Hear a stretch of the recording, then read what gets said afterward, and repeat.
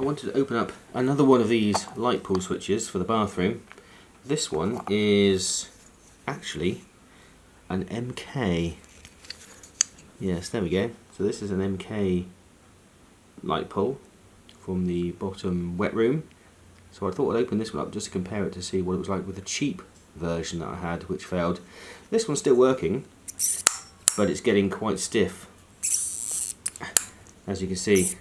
So it's, yeah, well, I say it's working. I think it's probably now giving up the ghost. So I've swapped it out with a new MK.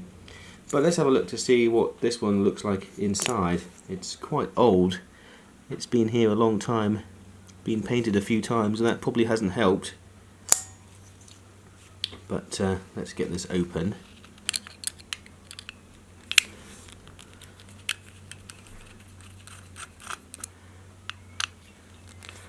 So it'll be interesting to see if it's got a similar mechanism for the light pull.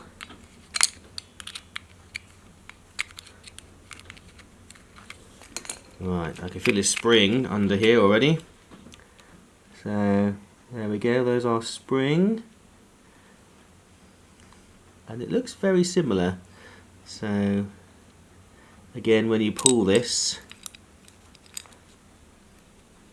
as you can see, what it does is it pulls the mechanism out and allows it to twist around, as you can see there.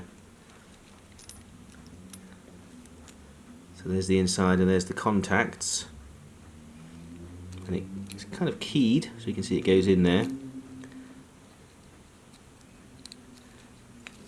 It's definitely more robust, this one. But yeah, so when you pull, it allows it to twist and then fall back into the on position. And there's the on position. You can see where the circuit is completed. Comes in here. This is energized, and that ring will take it to the output there, which is also now energized. So then when we switch it off,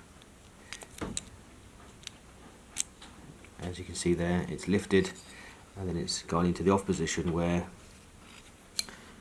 as you can see, the circuit will not complete. So that tab there is not connecting to here, and this tab is not connecting to there, or depending on which way it goes around. But there's no circuit, so you can see the only thing touching here is a piece of plastic or nylon, and that's just breaking the circuit. And just by toggling this outer piece, just rides and then completes the circuit. So there's back on again, and then there's off, as you can see. And then this spring here gives you that pull back, so once you've enabled it, it will actually close back up again. So this is keeping that closed, as you can see. So that goes on there like that.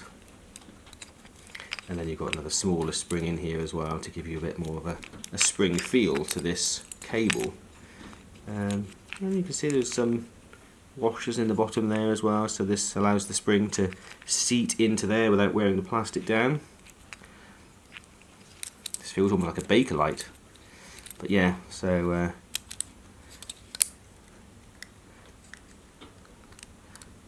it's quite well made by the look of it. No grease though. I was expecting to see some grease in here, but maybe it's either worn out or maybe it just didn't rely on grease. But as you can see, it will just cycle around. And then you've got, if we open it up, here's your cam, if you like. So as you can see, it slides and then allows you to go down. And then again, if you change it again, that slides. So it's going this way, as you can see, because it's going up that slope. So it slides and then falls back into position again.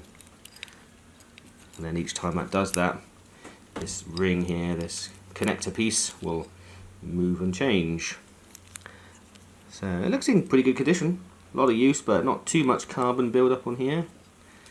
Looks fairly clean inside. Why is it gone all stiff? I don't know. Maybe it's just, maybe there was grease and it's worn, or whether it's just the plastic's getting a bit brittle now. But there we go. So you can see that's how it turns. I should move that one. That's the one that turns, as you can see. So it goes in anti-clockwise by the look of it, because it rides up those slopes.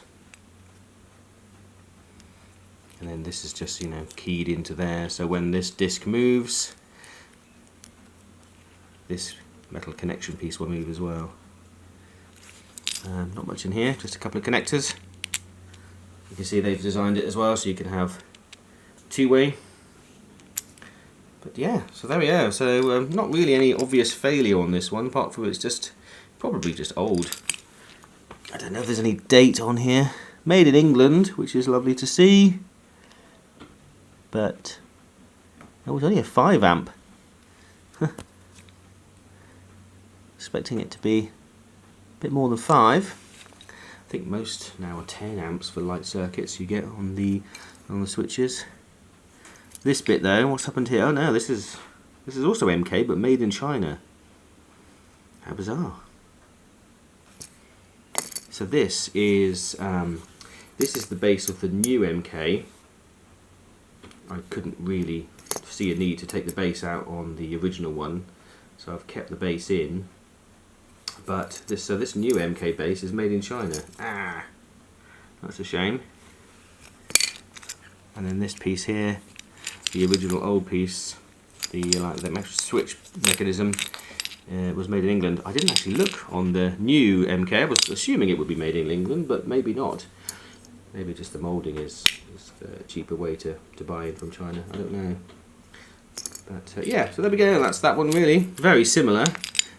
Probably slightly better made. I think it's slightly better plastic, and nothing's broken, as you can see. All the teeth are fine, because on the cheaper version, which was only a few years old, that had some teeth broken, I think. But this one here looks absolutely fine. I reckon with a bit of proper grease in there, it might live again. But I've swapped it now, so. But it's had a lot of use, this one. Many, many, many years. Cheers for watching. So I've actually just put it back together again. And it's actually working quite well now. It's definitely got a very positive click. But I think maybe just taking it apart and putting it back has kind of resolved it. But yeah, I don't know, maybe I'll keep it as a spare. But yeah, it does live on. I just thought it was getting very stiff to use, but as you can see, just by opening and closing again, if I screw it down, I'm sure that would be fine. So I'll keep that as a backup. It's a shame it's been painted to death, as you can see. This cord looks a bit naff, a bit gross. You can tell the difference between new cord and old cord.